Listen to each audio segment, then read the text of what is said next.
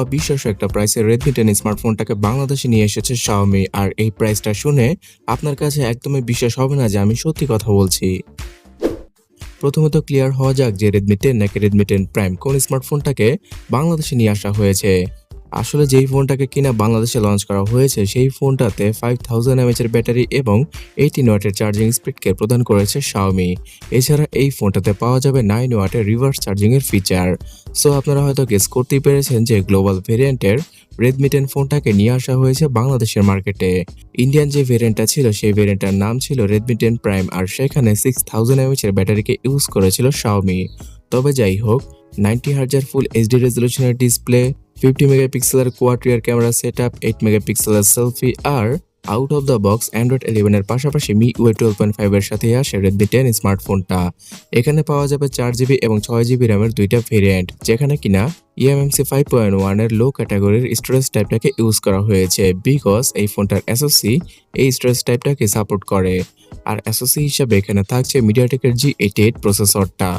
4K তে video recording করা possible হবে না এই স্মার্টফোনটার দ্বারা, এবং অনেকটা বেসিক লেভেলের স্পেসিফিকেশনের সাথে আসে বাজেট ক্যাটাগরির এই ফোনটা। তো এই ফোনের প্রাইস কেমন হওয়া উচিত?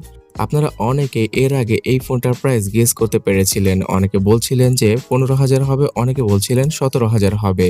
কিন্তু সবাইকে চমকে দিয়ে Xiaomi একটা অবিশ্বাস্য প্রাইসে Redmi 10 স্মার্টফোনটাকে বাংলাদেশে লঞ্চ করেছে, আর সেটা আপনারা স্ক্রিনে দেখতেই পারছেন। मस्त जोक मारा रे, ये हंस रहे हलकट हंस। হ্যাঁ বন্ধুরা, আমি ঠাট্টা করছি না।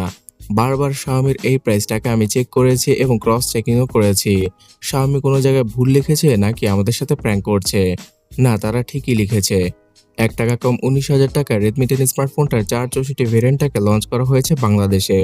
অন্যদিকে 6128GB ভেরিয়েন্টের জন্য বাংলাদেশে প্রাইস রাখা হয়েছে 1 টাকা কম 21,000 টাকা, যেটা কিনা আসলে অবিশ্বাস্য, আর আমাদের এক্সপেকটেশনকে একদম চুরমার করে দিয়েছে Xiaomiর এই প্রাইসিংটা। তো এভাবে চলতে থাকলে Xiaomi অবশ্যই বাংলাদেশ থেকে বিদায় নেবে, কারণ তাদের ফোন কেউ কিনবে না। Xiaomiর বড় বড় কর্মকর্তারা এই ফোনটাকে নিয়ে তেমন কোনো আলোচনাই করছেন না, বিকজ তারাও জানেন যে বাংলাদেশের মার্কেটে দ্বিগুণ প্রাইসে লঞ্চ করা হয়েছে Redmi 10 স্মার্টফোনটাকে। সো ভিউয়ার্স, এই নিয়ে আপনারা কি ভাবছেন অবশ্যই কমেন্ট করে জানাবেন। আর 20,000 টাকার মধ্যে বর্তমানে কোন স্মার্টফোনগুলো আপনার জন্য ভালো হবে সেই সম্পর্কে জানতে এই ডান পাশের ভিডিওটাতে ক্লিক করুন অথবা কমেন্ট সেকশনটা চেক করুন। ভিডিও ভালো লাগলে লাইক, শেয়ার এবং সাবস্ক্রাইব করে রাখতে ভুলবেন না যদি আপনি না করে থাকেন। ধন্যবাদ।